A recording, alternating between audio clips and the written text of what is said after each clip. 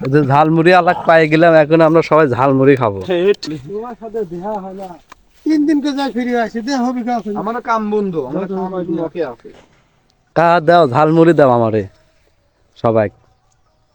3 দিন দাও।